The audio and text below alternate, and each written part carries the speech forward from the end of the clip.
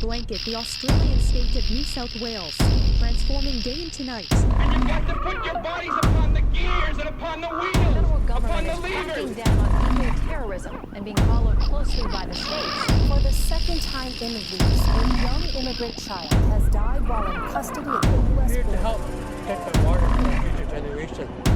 We come here to die. We have to.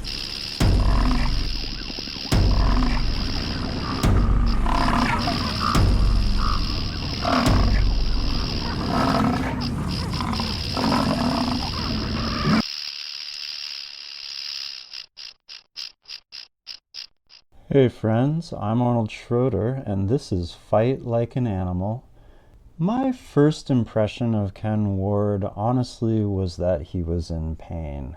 I had maybe been at one or two other meetings with him before I really did form a decisive impression of him, but I remember sitting in a room full of people talking about a climate action that I think neither he nor I felt was particularly meaningful or effective, and seeing the legitimate suffering that he was experiencing, just thinking about how we were utterly failing to intervene in the ecological trajectory.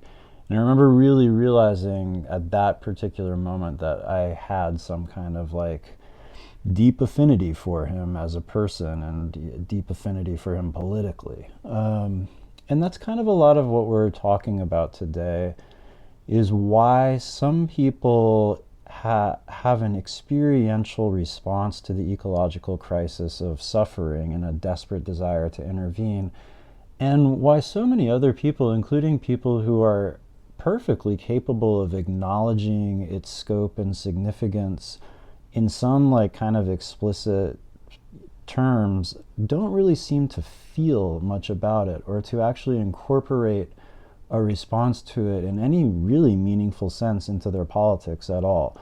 We're going to talk about how right-wing, liberal, and leftist politics all kind of seem to feature some form of disengagement from the ecological reality that we're experiencing. Ken and I have been on a number of adventures. The meeting in question that I just referred to was during the planning of a pretty significant multi-day blockade of the train tracks going to a refinery in Anacortes, Washington. And out of our frustration with that experience, we decided to shut down the pipelines transporting tar sands from Canada into the United States. That action, at the time anyway, was the only direct action against fossil fuels that actually affected the oil market, and it resulted in a litany of felony criminal charges in 4 different states, some of which are still being decided in court. Ken is still in the process. He's in his 3rd trial in Skagit County, Washington, for burglary and some other charges.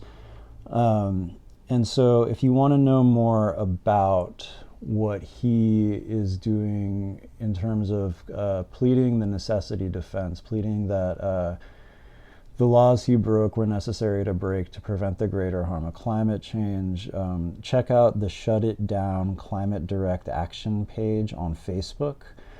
Also, if you want to know more about his life and his path through whatever this thing is we call the environmental movement and the broader political landscape, there's a movie about him called The Reluctant Radical, which is, and I know that it would be somewhat obligatory to at least not say it's a bad movie since I'm interviewing him, but it's actually quite a good movie. It's not, as one friend put it after we saw it for the first time, it's not activist-y. It's not the typical framing of here's the serious problem, but if we unite and act now, hope is on the horizon. It's about somebody really struggling, the personal experience that somebody has of really like not succeeding in intervening in the ecological trajectory and the emotional repercussions, the social repercussions, the professional impacts, the whole scope of the impacts that really coming to terms with that and experiencing it has for a person. I think it's a great film. So yeah, check out Shut It Down Climate Direct Action, check out The Reluctant Radical, And then if you haven't already, go ahead and like Fight Like an Animal on Facebook. And I also did go ahead and make a Twitter profile, Fight Like an Animal Podcast. So check me out there if you are so inclined.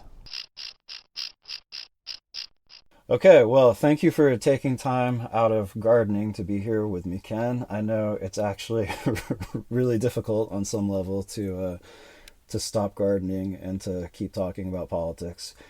But I guess a lot of why I started making this podcast, a lot of like my fundamental intention is that I just did tons of organizing over the years, and I kept putting in a bunch of work into various projects, and then getting to a point where I felt like some of the like really underlying assumptions, some of the like basic cultural models that people were operating out of, the basic like, I guess, psychological frameworks that people's politics were coming from, were really different than mine, and also like I felt incompatible with our objectives in some way, that we weren't going to achieve our ostensible ends because of some like often unarticulated way that they were framing the entire political project. And so I have found in trying to talk to people who haven't like been on that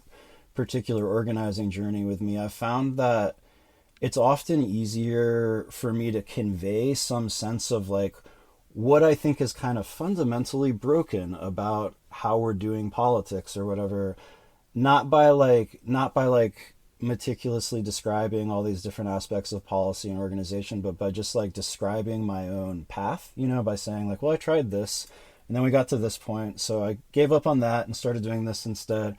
So I'm wondering if you can kind of like give us an overview of your trajectory personally through the landscape of environmental politics in general and climate politics in particular. Sure. I'm actually well versed in that at the moment, and have practiced it because that's part of the defense of a climate necessity defense that Right. you were able to give once in Portland and are planning to give in Skagit County, is to walk through all the various things that I've done and tried and prepared for that previous trials, but I really worked on it for this one because of the necessity defense. So I actually ended up writing a short political history of my life, and doing some interviews. Called my mom to say, hey, what was the first thing you remember me doing, sort of politically or whatever. She was like a pause, and she goes, don't you remember running away to go to Earth Day? And the first one, I was like, oh yeah, I totally forgot about that. So I ran away from home to go to Earth Day in 1970. We didn't make it, but we tried. Wait, how old were you? I would have been 14. Okay, all right. Well, that's we had 9 of us got together and said we're gonna meet up at school and run away to go try to catch a bus at the Brown or URI campus and go down to DC or New York. I don't remember which. So we failed to make it there, but that was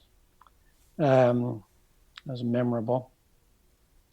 So yes, I have that. And I also have had that same experience. For me, much of my political experience was having this sort of inchoate, sense of things being off, but not necessarily myself knowing what was off about it. It just, except in the particulars. So it would be a specific thing. It would be like, no, that clearly doesn't make sense to do. So, for example, one of the things I testified at was about being at a gathering that was organized by the Energy Foundation in San Francisco, somewhere in the 90s. It was organized by the Energy Foundation and NRDC, of local activists working on energy and consumer issues. And the purpose of it was to present to us this great idea that the states were all going to roll back utility regulation to deregulate the utilities but we were going to get this promise from the utility companies they would buy a certain amount of renewables.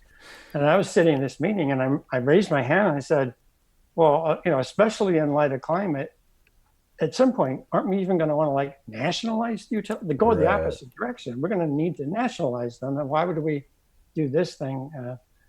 So that was one of those examples of just things would pop up where I go like, I don't feel like everyone's looking at the world in quite the same way.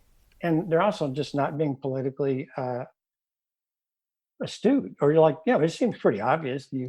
Or the whole idea that we had for, what was it, nearly 20 years, it was a prevailing view in mainstream US environmentalism that the fossil fuel companies were going to voluntarily get out of the business of being the richest companies in the world in order to build solar. I mean, anyway, my actual trajectory was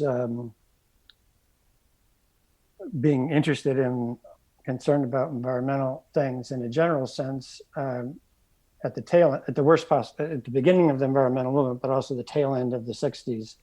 So it was like a good time to be an environmental thinker.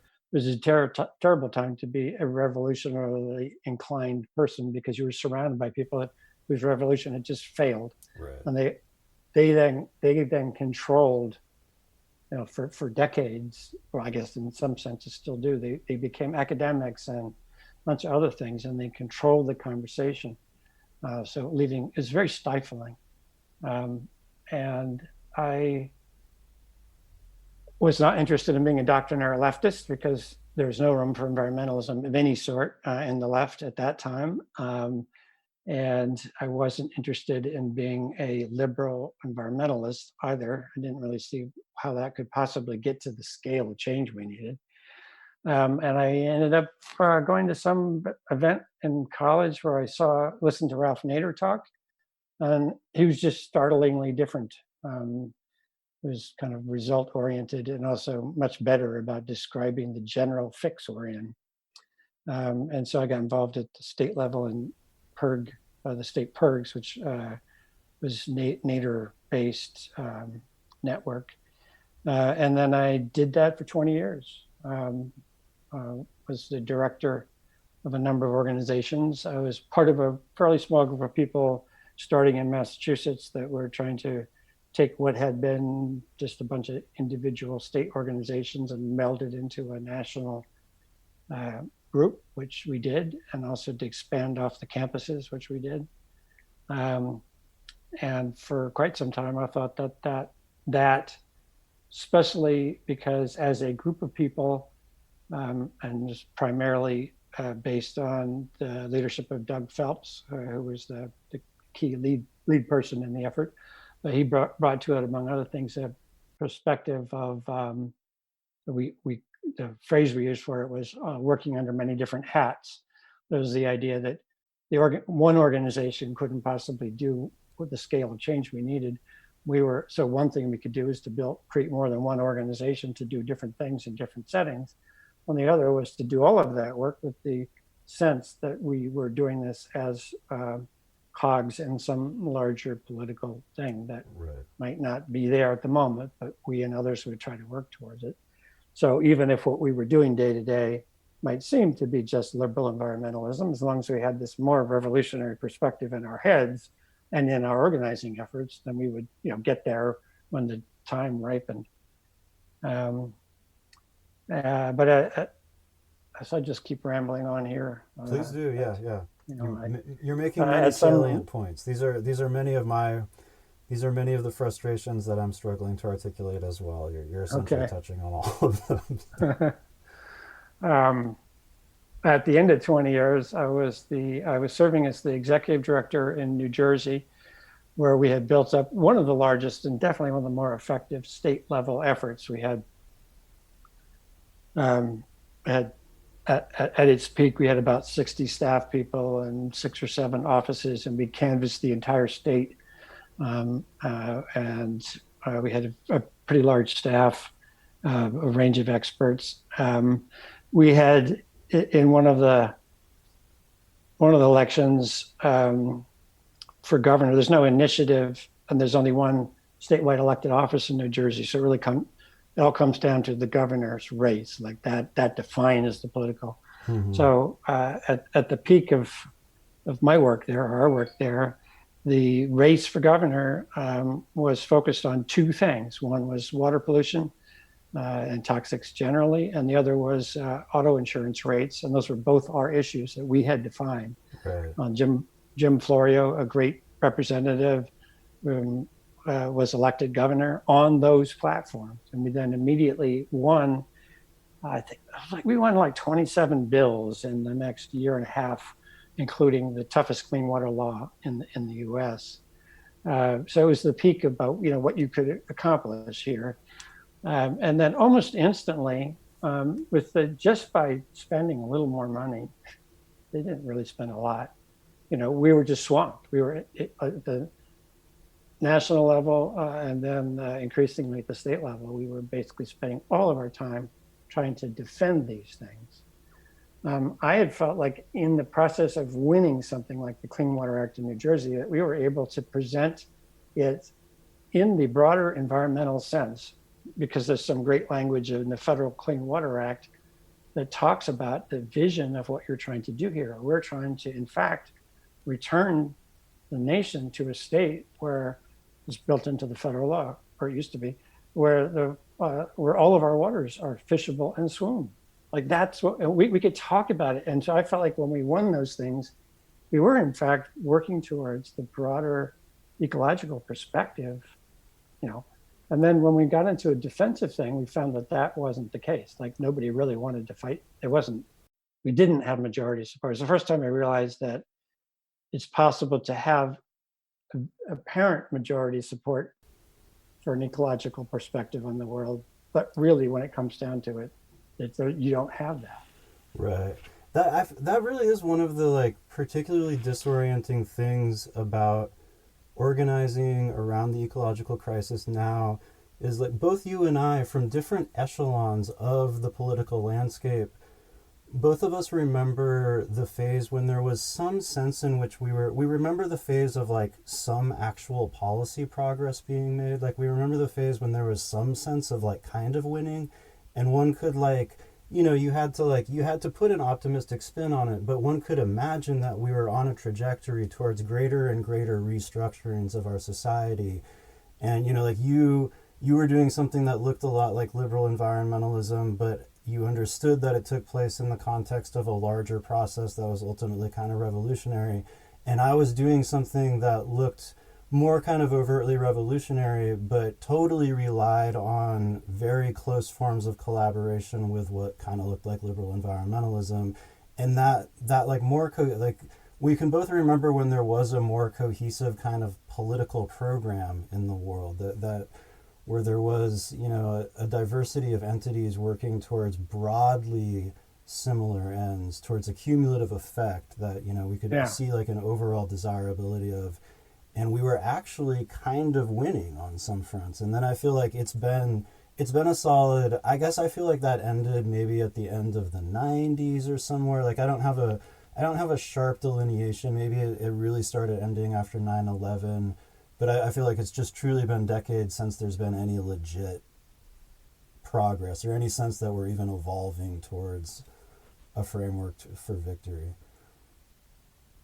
Yeah, and I guess I think retrospectively, especially that there was just never as much investment in the general population, voting population, but even within advocates for a truly ecologically revolutionary, vision. I've been surprised about, in this latest go around about the Michael Moore supported, documentary, sure. The sheer of course this population is, what are we talking about? That's what environmentalism is based on. There's too many human beings doing too much shit.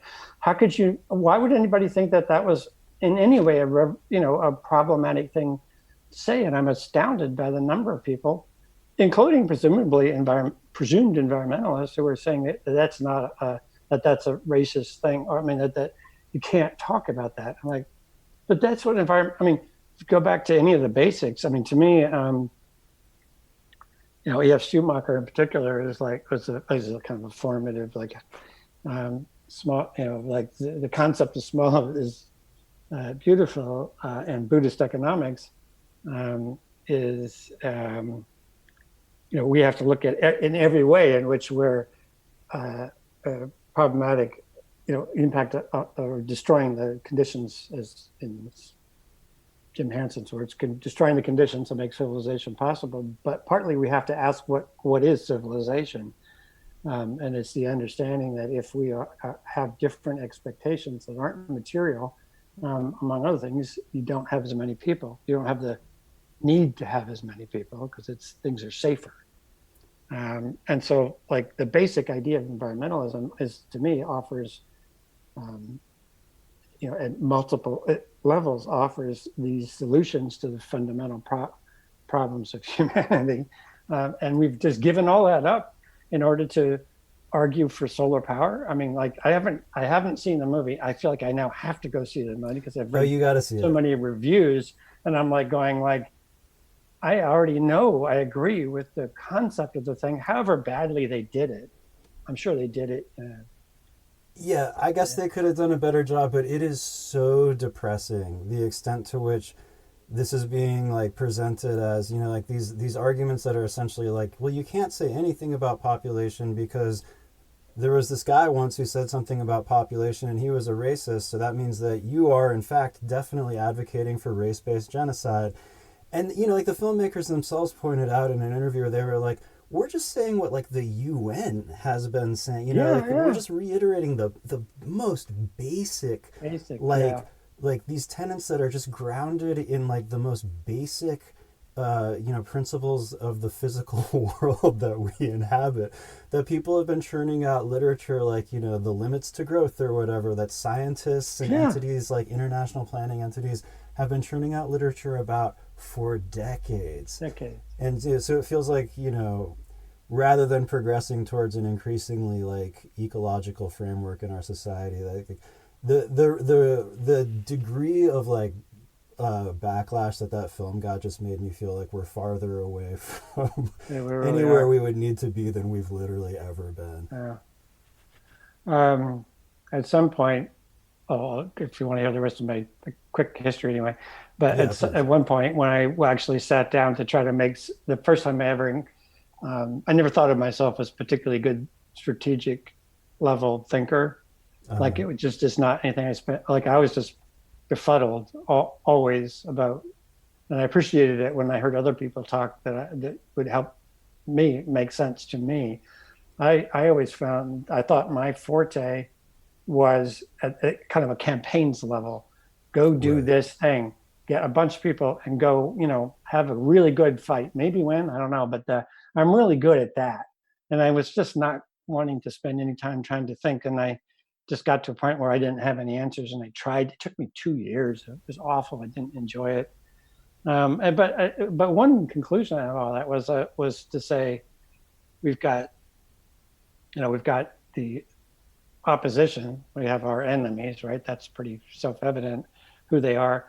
Although at that time, I wrote a bunch of things about how I thought that the intermeshing of corporate money with fundamentalist Christianity was going to cause a real problems for them even further down the line, which I felt prescient about that.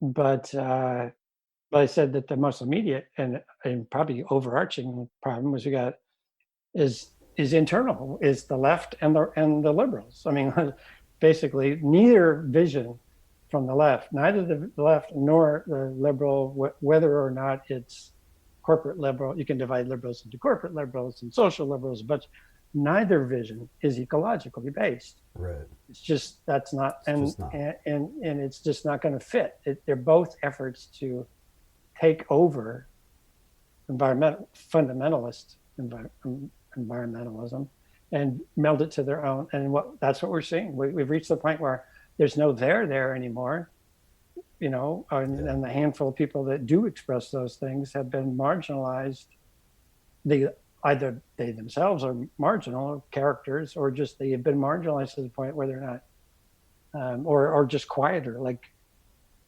I feel like I need to go back and reread some of Bill McKibben's books, because he no longer is expressing, he's far more expressing straight leftist stuff than he is ecological based, but I don't think that's where he started. Anyway, I decided we were like, it wasn't, what we were doing wasn't working. When I, at the tail end of the 90s, did a little bit of research and reading. For me, a absolutely formative book is SDS by Kirkpatrick Sale, The History of SGS, which is no longer, unfortunately, in print, but it's just an amazing, just walking through that whole, and between that and Piven and Cloward's Poor People's Movements, those two books definitely formed my perspective on how change happens. And I was just saying, well, the basic problem here is that we're not being disruptive anywhere, including Greenpeace. Nobody's being disruptive. So I decided that I should go try to figure out how to support that. I reached out to Greenpeace, and then I ended up being hired as the deputy executive director of Greenpeace US. They wanted me because the PIRGs were very effective at fundraising, and Greenpeace US was losing a lot of money. And I was there for a short, disastrous stint, in which I, among other things, we figured out they were losing many more millions of dollars a year than they thought they were losing. And I proposed, and a lot of the dynamics are visible now in Extinction Rebellion were happening then in Greenpeace, because there was a part of an international movement with Europeans having a different perspective, and Americans, especially American staff people who were much more wanting to do was when environmental racism was first being raised, and were wanting to remake Greenpeace to more directly see if we can address racism in America. And how would you do that still under a green, banner or perspective, or with green values or goals was tough. So I thought that Greenpeace ought to divest itself of almost all of its staff offices and go back to being an extremely small entity that would be doing direct action in the way that it used to do direct action. And ought to be starting it on, instead of being like roughly 21 to toxics to climate, it ought to be about 50-50. And that's not the direction anybody wanted to go in. So I left. I didn't know what to do. Felt like that was sort of a last gasp, a way to try to approach this in a way that in which I could still be employed, in a decent paying job. I was very well paid actually at that point. I went back to the PIRGs for a little bit, and that didn't work. It wasn't working before. It was even worse when I went back. Then I started cast about trying to figure out what to do. The only place I'd ever read anything that talked about these things usefully was in Christianity, in the kind of Christianity I was raised in, which was liberal Protestant, in which God was friendly and distant, and not non-judging. It was a very comfortable place. So I went to divinity school thinking, well, I'll just become a minister and figure out some way to do that there. Which was my plan. And then my then wife, Angela, got unexpectedly pregnant. And we knew we wanted one of us to stay home for several years full time. And we flipped a coin, and I won, which gave me the right to choose whether I stayed home or not. And since she was employed and I wasn't, that seemed like an easy call. Yeah, sure. So I became an at-home dad for 3 or 4 years full time, which I thoroughly enjoyed. I had no idea. I'd never held a baby until Eli was handed to me. Literally, I was like, "How do you hold this thing?" And then at the end of that time, I was trying to figure out what to do next. I applied for a whole bunch of jobs. Nobody hired me. I don't think it was because of my radical views on climate as much as that I was anybody, it's like I had been in senior leadership positions, paid a lot of money. And if I wasn't going to be hired into one of those, there's nothing to hire me to do. You don't want to hire. I wouldn't want to hire. It's just easier to hire somebody younger and cheaper. I tried a few other things. Did some labor work, and none of it made sense because at that point I had enough of an understanding of climate that I thought I need to be doing something. So then a couple of people wrote The Death of Environmentalism, appearing on the front page of the New York Times, and one of them was somebody I had trained in Green Corps. And I saw the responses, and I thought the responses were really awful. The basic premise of it was that U.S. environmentalism is doing nothing effective on climate change, given the scale, and then proposing which I agreed with, and then proposing a solution that I thought was exactly the wrong thing, which is to give up on environmentalism entirely and to recast the solution to climate as being this opportunity to remake America. What became,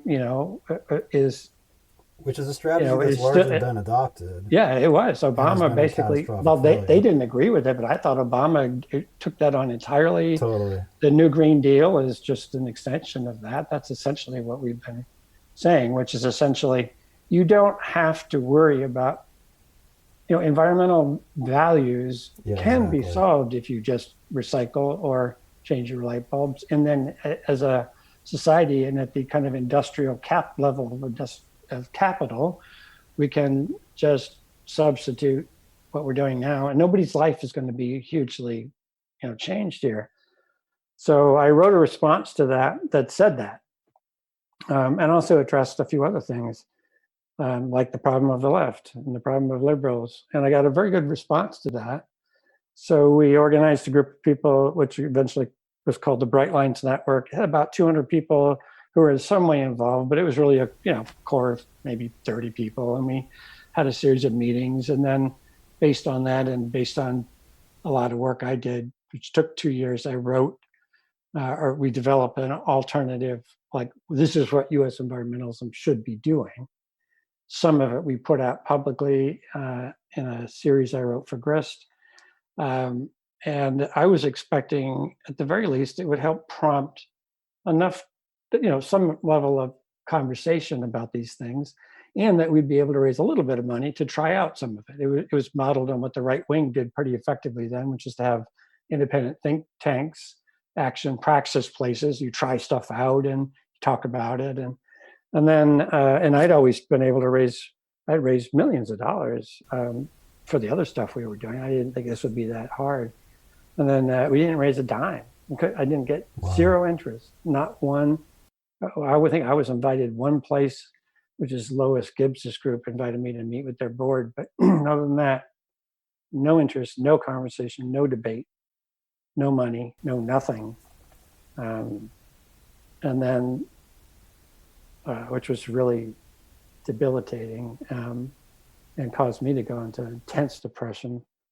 That was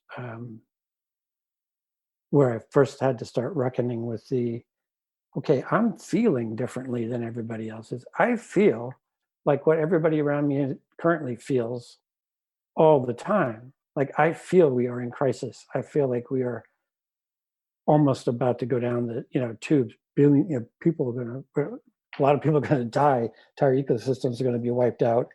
Yeah, at that time it looked like it was a ways off, but like the decisions we're making now, and I felt that daily, and nobody else felt that, or very few, and it was a really difficult way to live, to figure out how to live. Many of people I know are not alive. They have died. They just die from substance abuse, other things that it was just too hard to, my feelings. Oh, absolutely. Yeah, absolutely. So since then, that was what, 15 years ago, I guess. I have just been taking parts of that Bright Lines scenario and trying to do them, sort of pick up something, do it, try another one. They've all worked in the sense of, like they've been successful efforts, but I've never raised any money. Like if you wanted to reduce, at one point I would just like reduce all this down to what is it we're actually trying to do here? And I'm like, well, I think we're trying to get 1,000 people that are willing to take risk, including the risk of losing their current job, like might actually have to raise money by working somewhere else while we do this, and are willing to risk being in jail for a long time and maybe risk, death or disfigurement or something, who knows, but take heavy risks. And then a not too much bigger number of people who are willing to support us with money and legal and whatever, all that stuff we need, and love. And a modicum of money, $1 million or $2 million. Yeah. That's what we need. If we had that, then we could do some interesting things in the US. And I feel like we've not come anywhere close to that. We still don't have that. Today, we don't have that. That's what you need to have some idea of being able to be a effective rabble rouser in a place as big as this.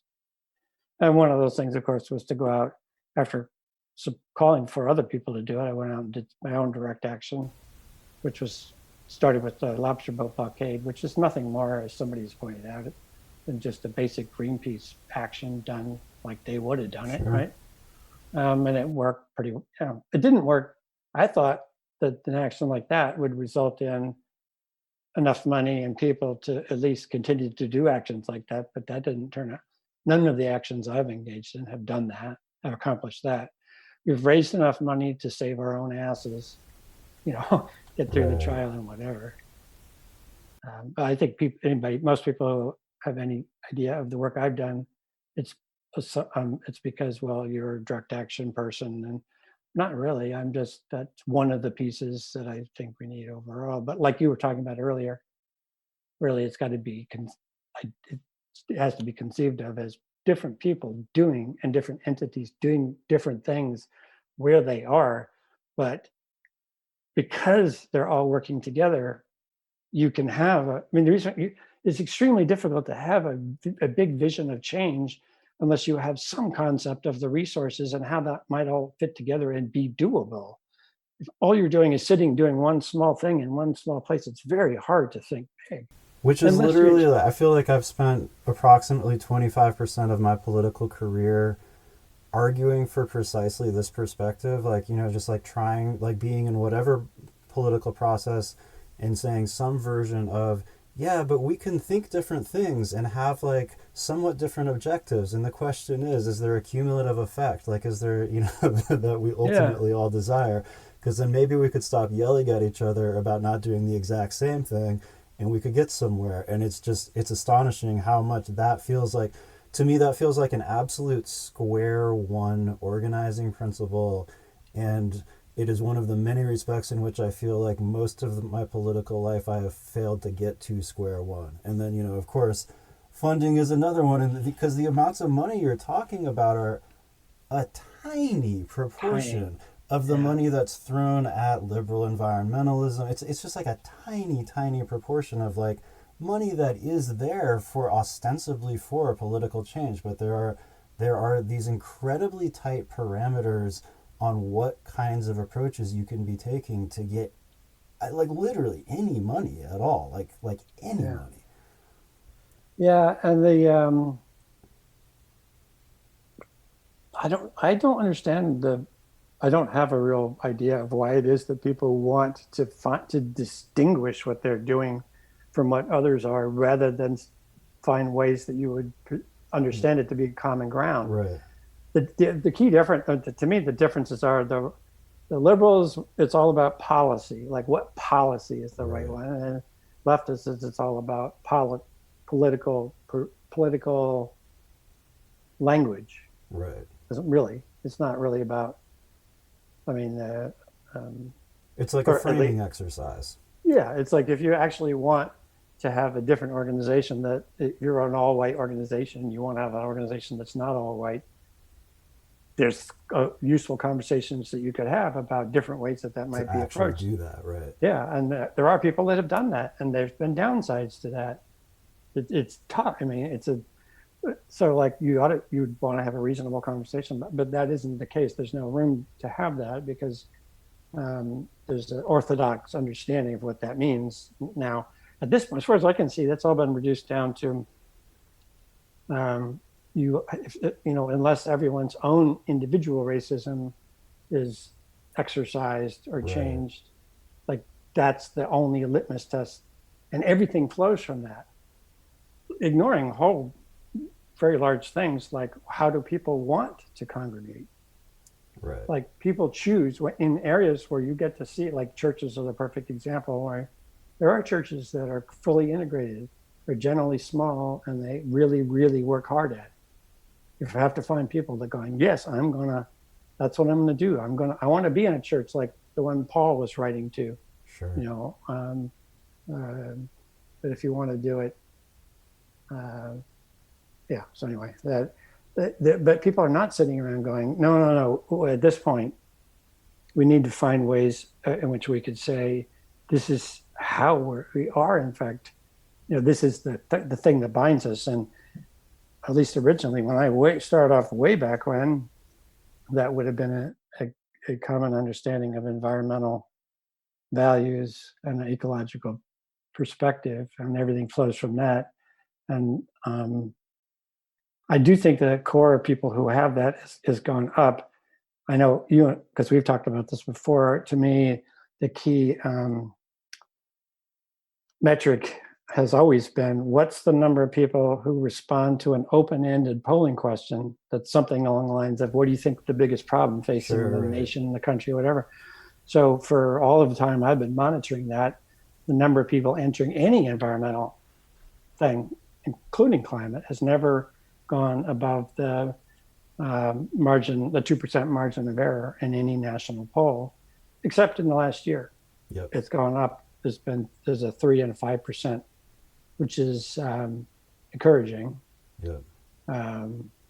Although I'd like to see the next one because it probably sunk back down below 2%. But that basic understanding of like, okay, we don't have 70% support or 55% or whatever poll you're showing for a specific policy. Yeah. What we have is less than 2%.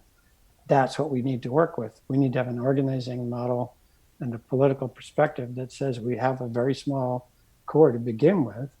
And so one thing you need to do is nurture that group.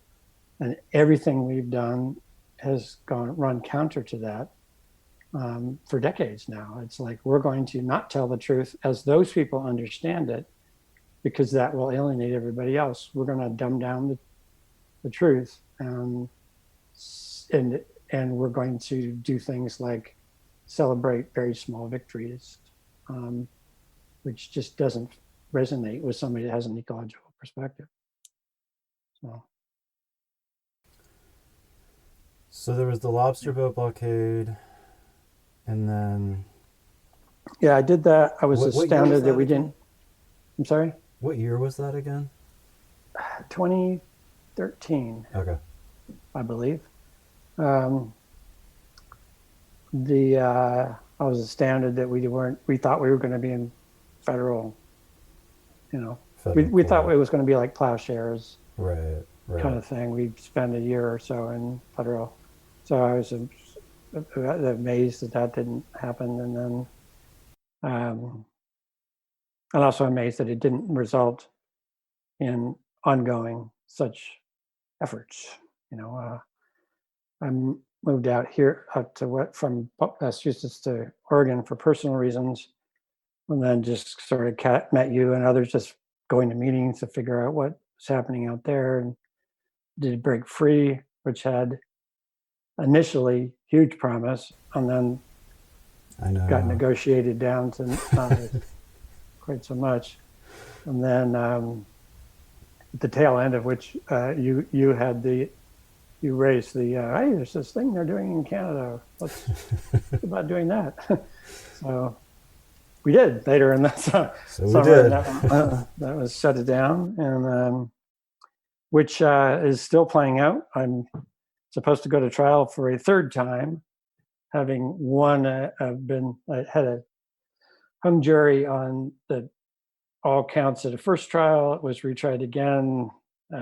Was convicted on one count. I appealed that because I wasn't allowed to offer a climate necessity defense where I could argue that I did it for these reasons, and it was justified. I won that in a very great opinion, and we were scheduled to go do that first in February, then in May. And now with the pandemic, we actually have a trial scheduling conference in middle of July. Okay. I'll be very surprised. I don't know how the criminal courts are dealing with this, but it doesn't seem possible for in any way to do this safely unless it's entirely by video. Like maybe that's the evolution could be. Right. Like my sweetheart is a medical doctor and a medical director for a group of clinics who's have a lot of migrant farm workers in Oregon, and they're having to try to figure out how to do most of their routine things all through video, which they figured out how to do in very short order. And it might be that the courts will end up doing that as well.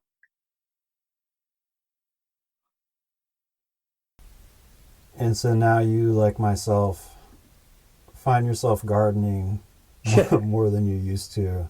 Yeah. Because the political trajectory just hasn't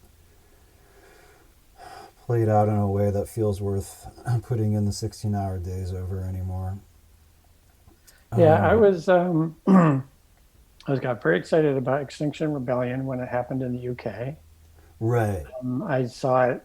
I actually paid attention to the first or nearly first action they did because they went in and sat in at Greenpeace. I was like, oh yeah, who are these people? This is great. And I read their stuff, and they had good description of the problem. I didn't understand, and I think I probably now do understand. I'm not sure I wholly agree with the platform and the approach, but it does incorporate some things that we're talking about. It does have a fundamental ecological perspective and is clear about that. It's clear about the scale and speed of the problem and the necessary speed and scale of a response. It's clear, it's very committed to not trying to advance a small solution, but to force a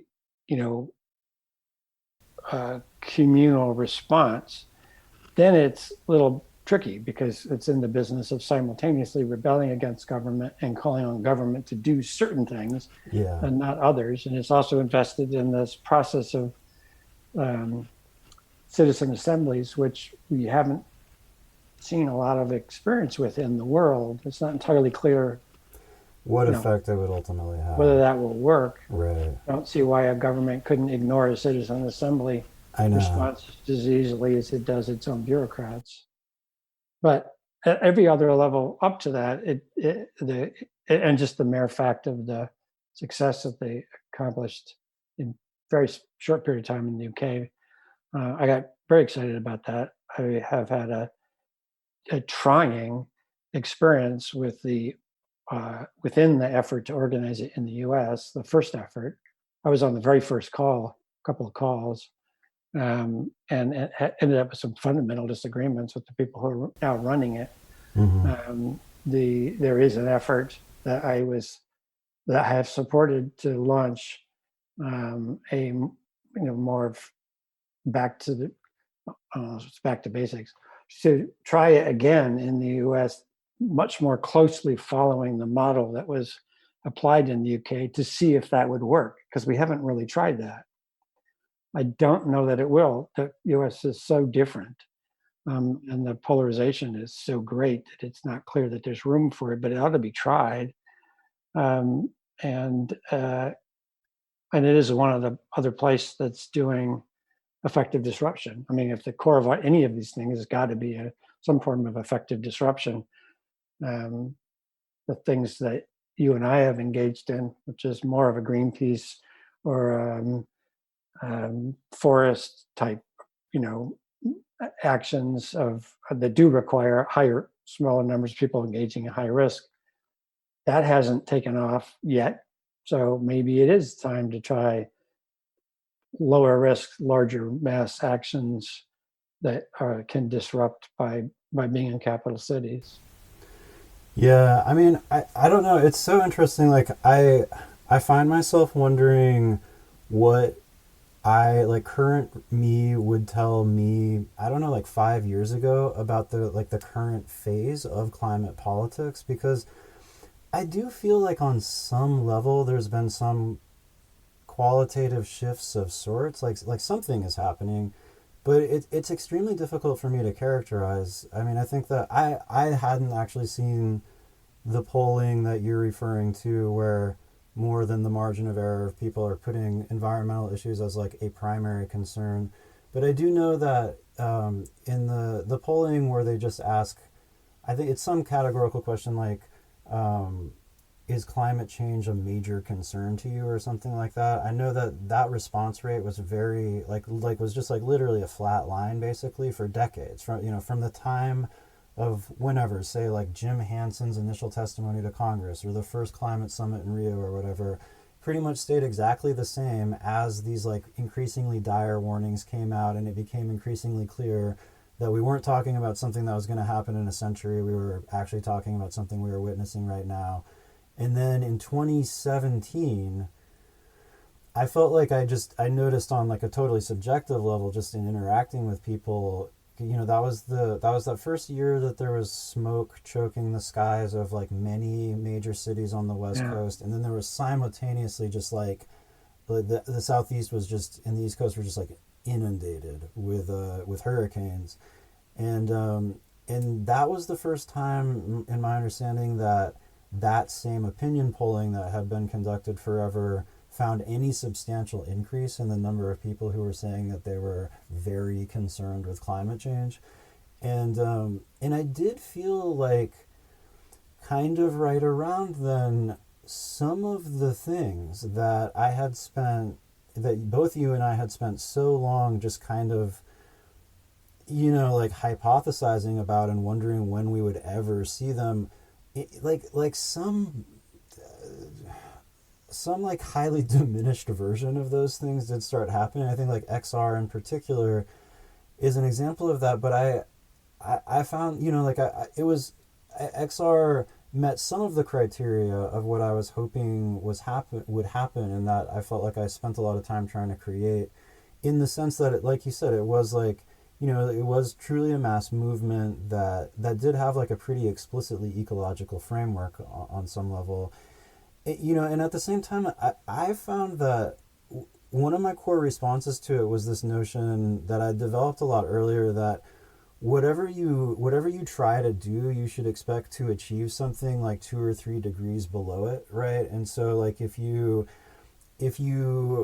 start an organization whose stated purpose is to, I don't know, create some symbolic mass actions, then what you'll actually end up being is like a support network for local groups who are doing little actions, right? If you say that you're going to disrupt infrastructure, then you end up being like XR, and you end up just like mass mobilizing. You end up having a bunch of symbolic mass mobilizations that are relatively low risk. And then you have to be like, well, I'm going for fire and bloodshed in order to get to the level where you disrupt infrastructure. And I don't know, I feel like if we were going to win, we would have to have a program for like a completely absurd utopia where, like a council of like elk, bears, and humans decided ecological policy through a magical form of communication or whatever, and then maybe we'd actually get like structural changes within, All right, well, let me know when you get that worked out. I'll sign up for that. Although I have to say that years and years ago, when growing up in New England, I was like, I want to see a moose. I never saw a moose. And I thought, I'm going to go find a moose. It's in New England. I did trips of Maine. I never saw a moose. Never once. And I've been out here and I'm like, okay, I'd like to see an elk. Oh, No, you I haven't think seen an elk yet? I put out some kind of pheromone that sends larger mammals away. If you go, they're tough to see around the Cascades, but if you go to the coast, I don't know if you tried that out, you'll often see them. You'll Yeah, often see them okay. on the I'll give coast. it a shot. But I mean, I was living good ways up Larch Mountain in an Yeah. elk herd. And Oh, people would okay. show up at the house saying, God damn it, they're sleeping on the road again. And I'd be like, what the? Never once. Anyway, I'm not sure I have that same sense of having to shoot higher. But also just I think I'm mostly shorn of the impulses and, perspectives or sense of how things work that developed inside a very vibrant network of people that had the resources to try stuff out. Right. And it had just a disciplined group of people willing to do things under this rubric of we're just going to try different things. So I know that once I've gotten to the outside in the kinds of places where we met, where money is not ever even thought about. Yeah, It's not like I'll sit in meetings and go like, geez, if we had $20,000, this very conversation that we're having right now would be very different if you had $20,000 to spend. Right. This constriction of poverty. I mean, $20,000 in the scale of trying to save the world when we're spending billions on that is nothing. Right. But once you get into the direct action landscape, it's essentially just taken for granted that we'll have literally no budget, and that we'll raise some money to get people out of jail, and that's about the extent of the fundraising. And it's not unrealistic, right? Exactly. Like there aren't that many places to raise money beforehand once you've done it. But then there's also no ability or capacity to go, well, we're not just organizing one action here or one little, like we're trying to end up with 1,000 people doing this in a disciplined way. I can't speak to the 350s of the world, but certainly in the work that we're doing, we never ended up with enough to really get to that next. A while back, somebody had sent out a thing from the Break Free saying, well, we've got this money left over in our fund, so we're gonna, here's the 3 or 4 deserving organizations we're thinking about giving it to. And I wrote back saying, why aren't we doing Break Free again? That's enough to do. We'll just do it again. I mean, shouldn't we be constantly doing? Nobody even actually responded to that. It was seen as being, okay, we'll just do it once. And yeah, that was one of there were many, like you were saying, it seemed like it had so much potential and it was pretty deflating, but that was one of the core, like, just fundamental departures that I had from, I think, pretty much everybody else, I guess maybe other than you, that we were organizing with, was I thought that we didn't do nearly what we had the potential to do, but then I thought we did mobilize a bunch of people and have a very clear capacity to keep doing exactly what we were doing. And I was astonished by the extent to which all the other core organizers just didn't really seem to think that was a compelling prospect, and we're kind of like, no, we did the thing, the video's on the internet, let's call this a day or whatever. And I was just like, yeah. But yeah, so I think I don't know, like a lot of what I'm focusing on as I'm going through this podcast series, like I've been, doing a bunch of stuff where I talk about research into like cognitive differences between people that map to different ideological outlooks and whatnot. And I think that what you mentioned before, there's this key point that you kind of mentioned or hinted at before, where, like, sure, you do an opinion poll. They talk about this in The Death of Environmentalism, for instance. You do an opinion poll and you're like, do you support protecting national forests from logging or whatever, do you support significant climate policies? You're going to get some, like, fairly significant majority of people saying, yeah, sure, like you'll get like up somewhere up to about 75% of people will be like, yeah, that sounds great. But then if you reframe it to be like, what really matters to you, you get like a margin of error proportion of the population. You get like 1 or 2% of the population saying that they really care. And so much, like, as environmentalism has become subsumed by leftism and liberalism, and so much of the strategy is predicated on this notion. I mean, I think that leftism in particular has this real core aversion in a lot of its manifestations to talking about ways that people are just actually different, ways that there are some innate differences between people. And so that ends up having this consequence where it's assumed that everybody is more or less equipotential to respond to the same narratives in the same way. So, and if that were true, then that like leftist strategy would make a lot more sense. Like, sure, let's just recruit a massive coalition. Let's just convert virtually everybody into like some form of the advocacy that we see as desirable. But it's just like, it's not, it's not the empirical reality. Like, doing the organizing, we just find that that's not true. And I think that, or you can look at opinion polling and kind of have a more theoretical spin on it. But once again, it all kind of indicates that there's some set of like, I don't know, I really don't have like a solid sense of like what it is. Like, I don't have it mapped out, but it seems like there's some set of perceptual tendencies, that there's like a certain type of person who is a lot more likely to come to an environmental, like an ecological worldview per se. And I can remember, we've talked about like the moment that we both like realized in our respective lives that we kind of like were environmentalists. And for me, that was very much like, it was very decisive, right? It wasn't like it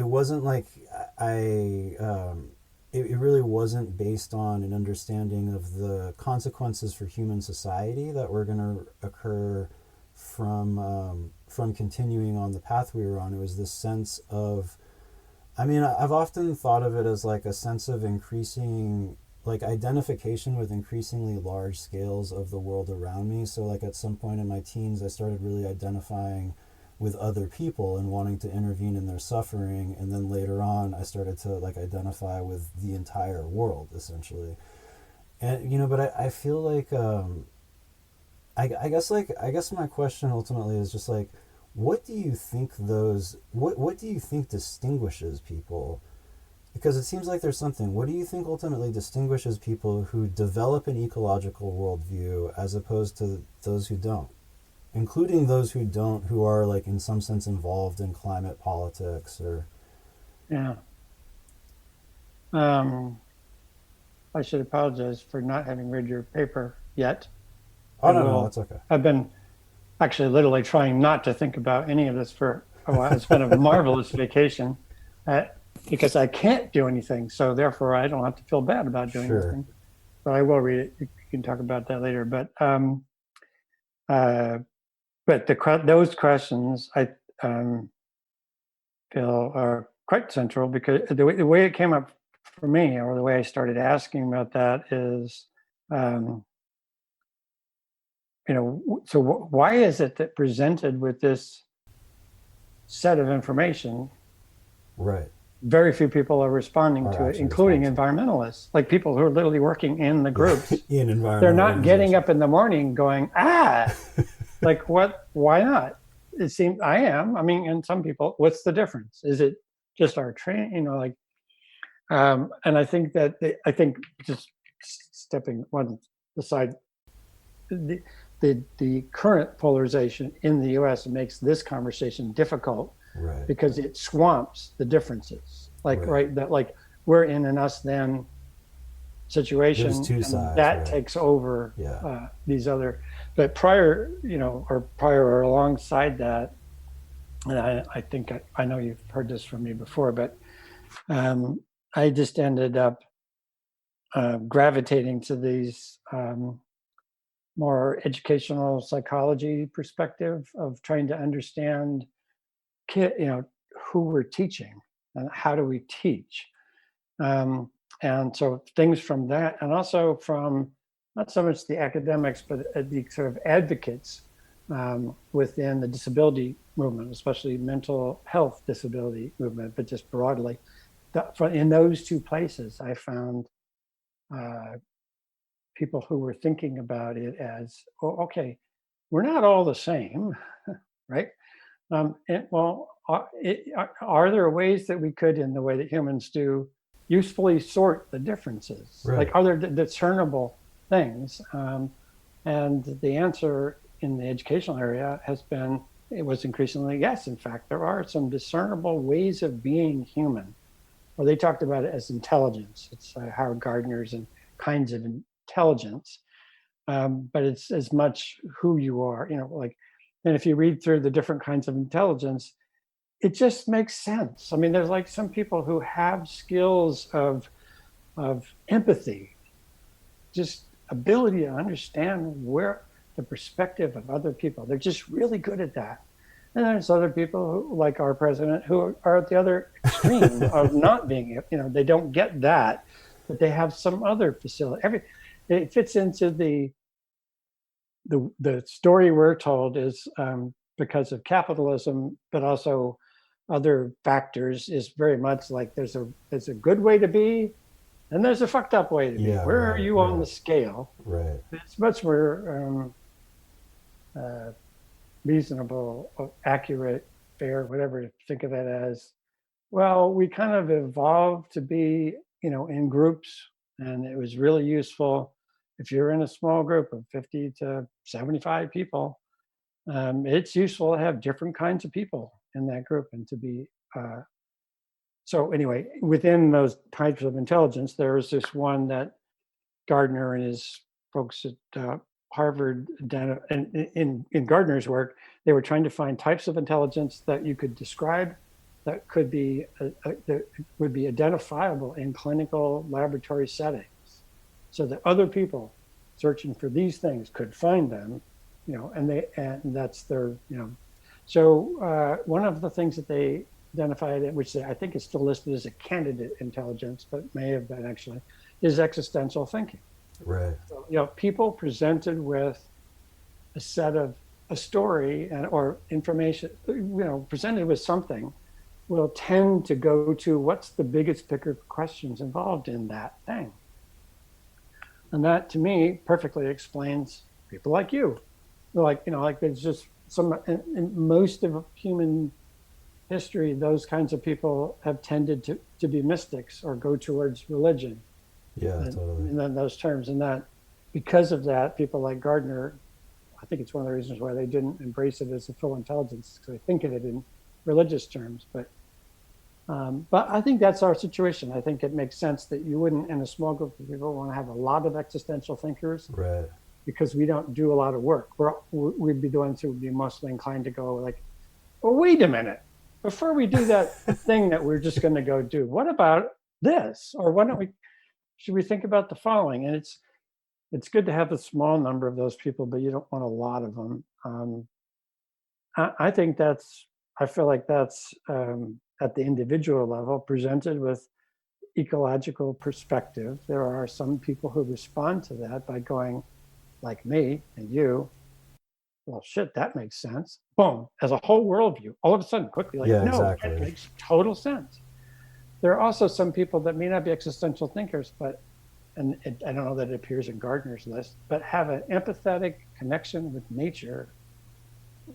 Sometimes it's with individual, like the pet lover, the dog lover types, but sometimes for me, I can feel, or like, our friend Emily Johnson, fellow Valve Turner and poet, writes amazing poetry that's based on her sense of pain and anguish over what happens to a whole species. Right. Like there's a certain number of people that have that pain. If you're on the right wing now, and there are definitely, I've met ranchers on plains and so forth, the people who just have that, they talk about it as love of the land or their languages, but their feelings are the same. And their sense of, distress at how the things are changing is there. They can't say anything about it anymore. So it's not possible, but it's still there. those are the people I feel like are, our core, and that any kind of fundamental change is brought about by a very small group of people saying we have to fundamentally do these things differently. Right. And that's our challenge, is we're trying to do that in pretty not enough time.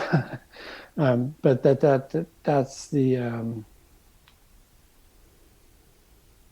and then there's a bunch of other people who might support that, or they think it's a good idea, but it's not how their brains are wired.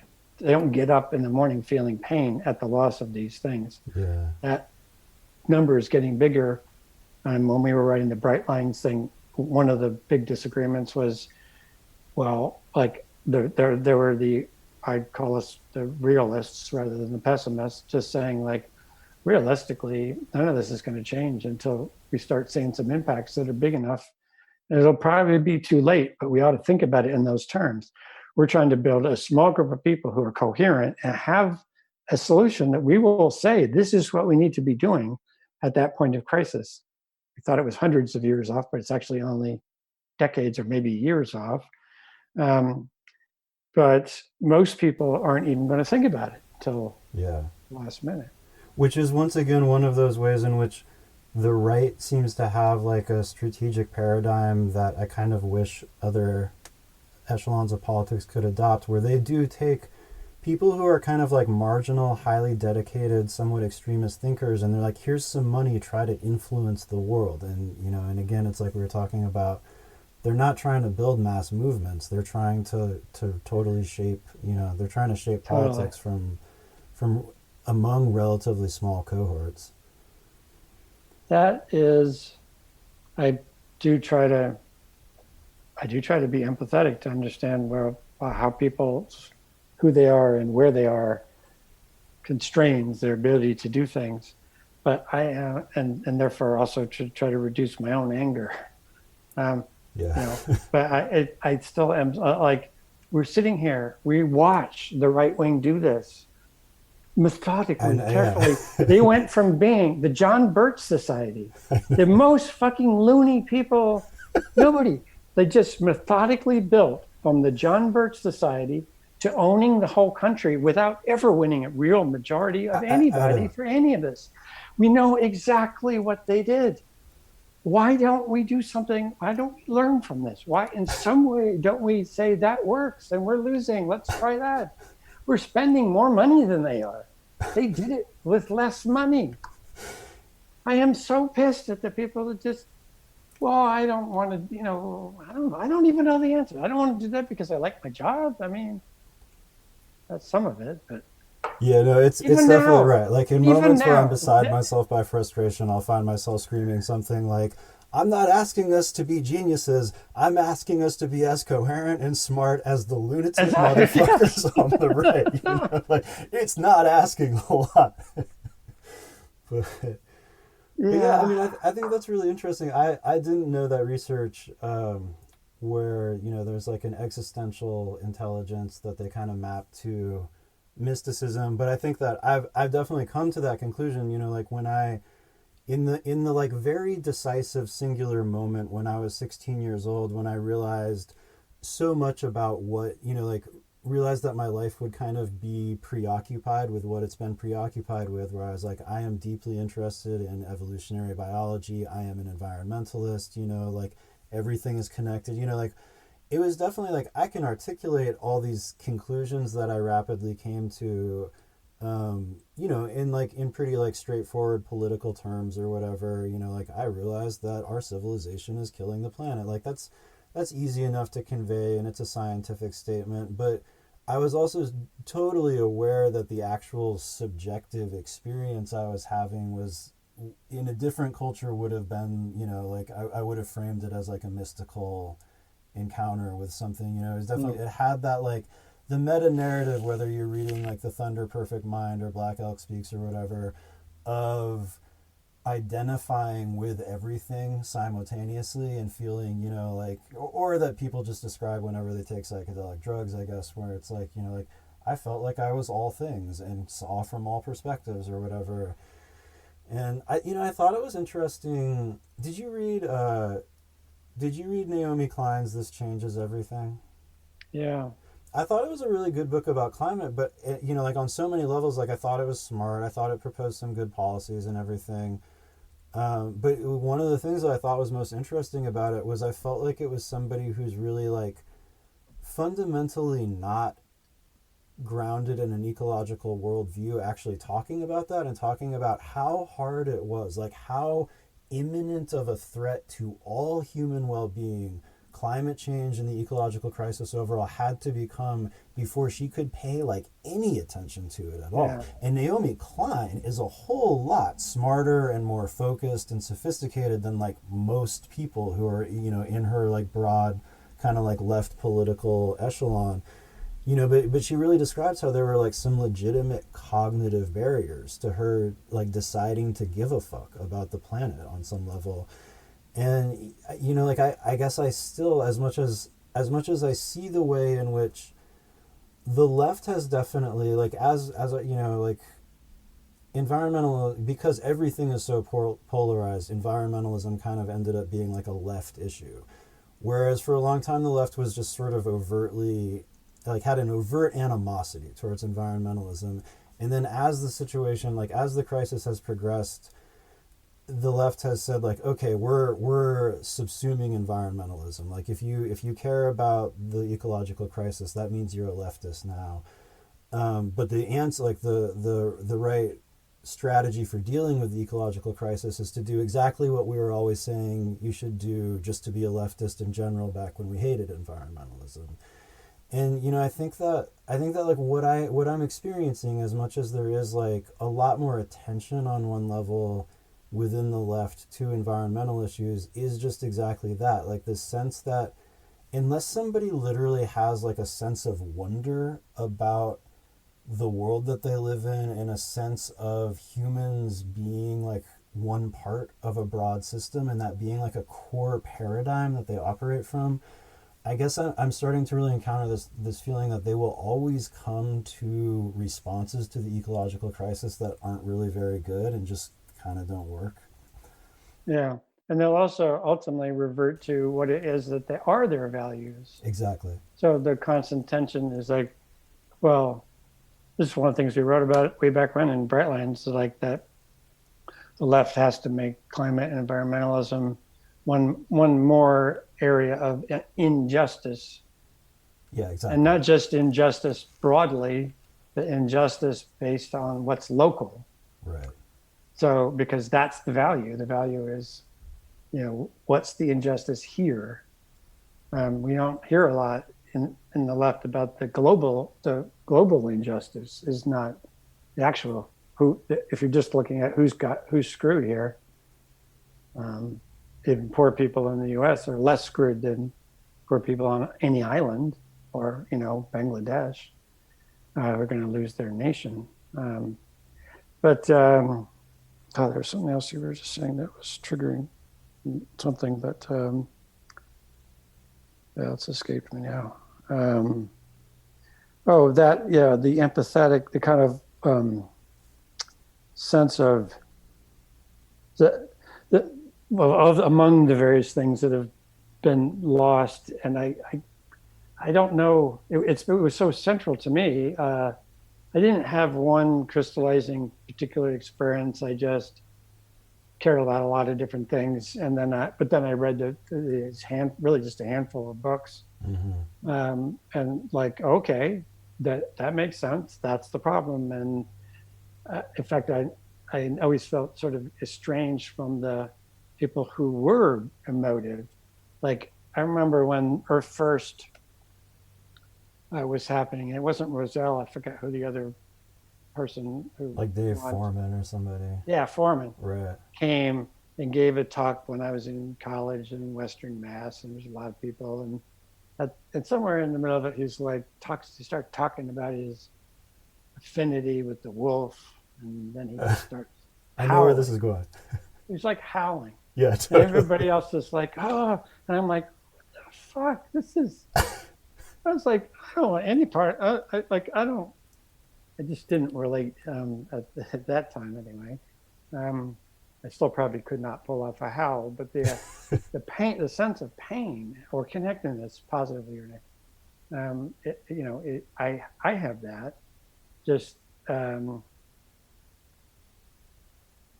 the numbers, like, so the get-go in any given situation would be, well, how does this? Oh, I'm sorry. If you don't bring that to it, then you're not seeing everything that's happening as being essentially driven in large part by the pathology of our distance from everything else, right? Like that's the problem is that we're no longer part of the world. We've created our own thing, and that's why we're crazy, and we're all crazy. Right, totally. Most people, including many leftists, don't think we're crazy. Yeah. They just think that some people are more screwed than others, but they don't think that the whole thing is fucked up, except in economic or justice terms, whereas any environmentalist sees all of us as being, it's a pathology of the species, and that we wouldn't be right until we're right with it, until it's painful to us to kill a thing or destroy it. Who was it that was, I think it was Jensen was noting in a Facebook post the other day, I saw, he was like going, the story is about Denmark building some reefs or islands to put the wind generators on. He's like, and everybody thinks that's a good idea. Who's thinking about what that means to the creatures there? What is that? Like, yeah, that's it, right? And so to embrace that is why I appreciate having knowing something of the story of early Christianity, which was absolutely revolutionary in so many ways, but especially at we are all equal under God. We are all equal. That was utterly revolutionary, and yet we were able to, everyone worldwide, pretty much everybody, like you have. So our thing of like we are or need to be within the broader web of life, all like that. It's possible to do that. It's possible to have those kinds of leap in consciousness, but it's a huge task, and it's nowhere visible now. Nobody's talking about. No. I guess I'll have to go watch the damn movie now. I suspect that those editor of that is not coming from that perspective. But I don't know. But so I was surprised because it's not actually like Michael Moore who made it, right? It's this other guy. Yeah, the other guy. Who does actually seem Jeff Gibbs, and he does seem to like actually be coming from like an ecological worldview per se. And you should watch it, because one of my core reactions to it, it's like there's all these things about it where I'm like, oh, why'd you guys do that? Like they definitely they used a bunch of like 10-year-old information about like renewable energy. So I just thought that the backlash was very like the predictable thing that has been so focused on is like, no, solar panels are more efficient now. And, and like, sure, those were the falsehoods major environmental organizations were trafficking in a decade ago, but now we walk the path of truth, and it's like, so I can see all these ways that they could have done a much better job, but at the same time, I did really appreciate it, because when I talk to people who haven't like been in the political bubbles that I've spent a lot of my life in, and I try to explain why, like how it is that I've done all this work and like had significant like organizational, like organized significant things and like had momentum, but I just don't have any like, like I don't have a job with an environmental group, and I don't have like any like real active network or whatever. I try to explain like all the barriers that I've encountered, like all the things that are just fundamentally wrong with environmental politics as they currently play out. Like it's just like really difficult to convey, and I think the film does on some level just provide like a very accessible window into how useless most environmental politics are. And so one of the reactions that I had after I watched it was I was thinking that it would have been an amazing tool to organize like the green donor strikes that you've talked about in the past. Like I was like, well, they've done a better job of laying out the case for a green donor strike than, you or I ever really got around to. Like, Yeah. they got millions of views and all that. Cool. All right. Well, that's good. Yeah, I'm totally, it's probably why I haven't wanted to watch it. I'm just totally jealous. Right, right, Like, right. just another one of these things where one documentary No, I know, yeah. can eclipse everything else you could possibly do. Well, yeah, I mean, and I thought, like, I definitely, Except for I know Lindsay's, that which, in one permutation of talking about the green donor strike, that notion we had of doing some amazing direct action and claiming credit for it on behalf of all the big greens and yeah, that'd be forcing great. them into the dilemma of being like, no, of course not. We're not calling for those policies, and we would never turn off pipelines and blockade trains. I thought that's like, I like that idea better, but in the world we live in, like, I guess if you just make a pretty slickly produced documentary and put it on YouTube, millions of people can potentially be on your side all of a sudden.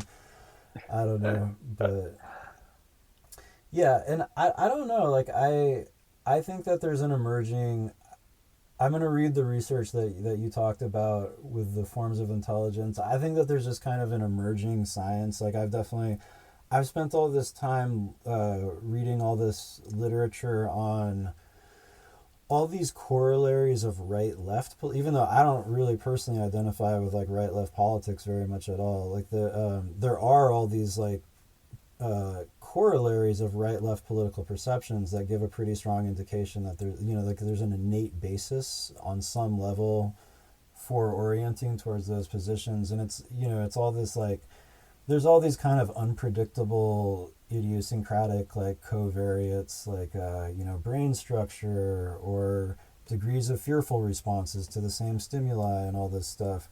And I very much think that a similar science, I don't think it's anywhere nearly as developed, but I think a similar science could be undertaken with respect to, like, ecological worldviews. Yeah. Like, I think there's some.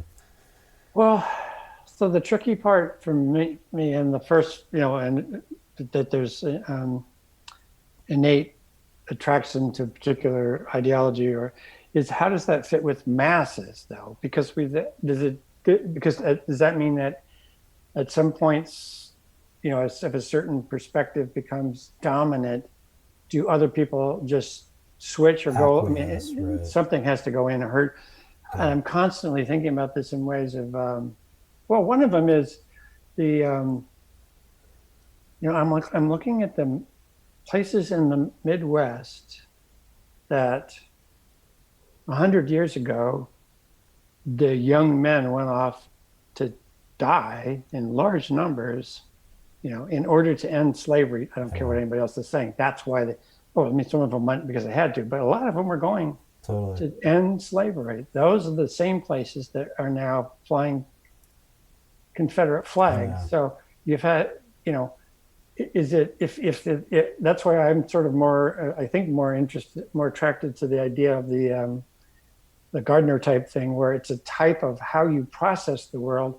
The substance can be wildly different. It could depend on circumstance, or, and that within humanity overall, there clearly is a spectrum, both individual, but also in a social group, of our willingness to be mean.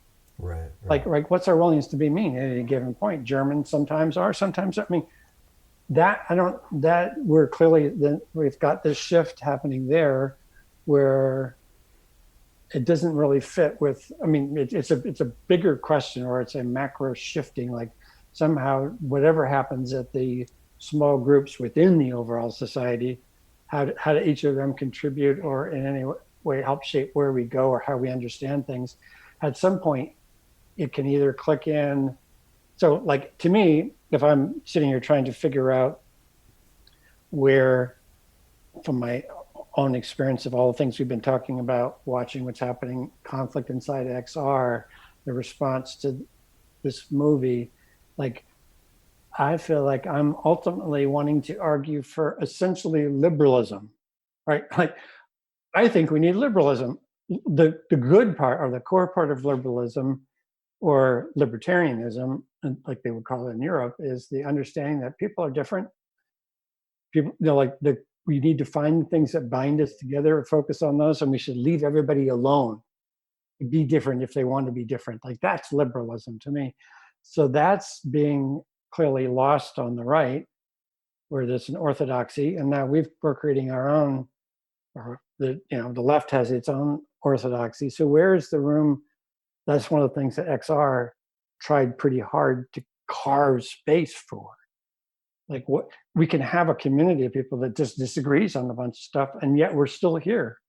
We're still like that. So that loss of civility or loss of liberality, loss of the ability, I think, to be expressive of your own innate, whatever those things are, that, like it's not bad to have some people who tend towards the authoritarian, if you can also have other people who tend towards the anarchist and can have a useful, but see the broadly what we're trying to do.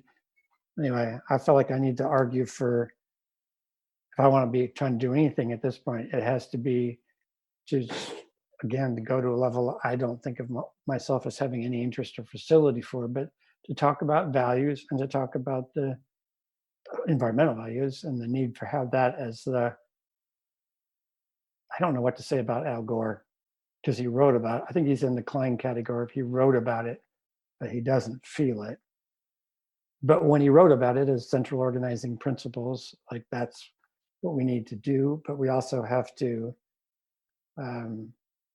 hold fast to the value of liberality. Yeah, I mean, I think that I see it kind of similarly in the way that I talk about it, is the sense that as our societies have, like, I do think that, as our societies have progressed in social and technological complexity, I guess you could say, there's all these capacities that develop for hyper-differentiated, increasingly specialized forms of self-expression. And, this is true on any number of levels. Like, obviously, as societies get more complex, people's, for instance, occupations become, they fall into more and more narrow niches, right? Or, science, as it expands and becomes more complex, scientists are forced to not know anything about most of science at large and to hyper specialize in one particular domain of inquiry. And I think that this is also just really true, in terms of the whatever incredibly fascinating, complex landscape of sort of innate cognitive differences comprise our species. As we get more complex, whatever kind of tendencies are particularly pronounced in you end up becoming less of a cohesive entity that encompasses all the other tendencies that we all, I feel like we all sort of possess some version of these same traits, but they're just more or less pronounced in different people. So you end up kind of hyper specializing, and increasingly, especially, the internet made a huge leap for the human species in being able to inhabit your unique frame of reference with just the other people who share your cognitive biases. But I think the processes have been going on for a long time. I think the emergence of the right-left divide, for instance, it only comes about after certain capacities for uniquely differentiated self-expression come about in a society. It's not there in really traditional societies. And so I think that that's one way to think about it. All these differences that are becoming increasingly severe forms of conflict, I think there is ultimately they have a sort of technological corollary on some level. There's some way in which it's just a result of our capacity for complexity. And then I see if I'm well, if humans are going to survive, if the world is going to survive, there's got to be some way that we're oh, okay, that's cool, that's really interesting, we've mapped out all these differences in our minds, the internet on some level is a map of all our different sort of cognitive tendencies, but now that we've done that, the path to survival is one of transcending the hyper differentiation and transcending and being able to to inhabit those and to inhabit our unique perspectives and to give expression to them and do interesting things with them, but to also be able to have some level of empathy in coordination with and just sort of like basic accord with people who have other perceptual, biases. And we'll see if that's what happens. All right, let's get going on that, man. Yeah. I feel like we're up against a few limitations. I do have somewhere I have to be, and also we've recorded about as much material as I should probably put out into one podcast. Okay. I honestly don't feel like we're done. I have this, there's a bunch of other things that I wanted to talk about that we just didn't get to. So I don't know. I enjoyed this. Maybe we should just keep talking at some point in the future. Always enjoy, well, for one thing, there aren't that many people I have shared, enough shared. So it gets interesting to explore the others. My conversations, as probably yours are, mostly are just trying to explain some of this. Yeah, right. Like, oh, here's one way to. Yeah. So thank you for the invitation. What did you say? I said thank you for the invitation. I'm going to go back out and work on my next bed. Keep gardening. Gopher-proof bed. In theory. Right, because, we're all one, and we have a fundamental empathy with all beings, but fuck those gophers. Exactly. Gophers, yeah. All right, on that note, it was great to talk to you. Take care. You too. Take care.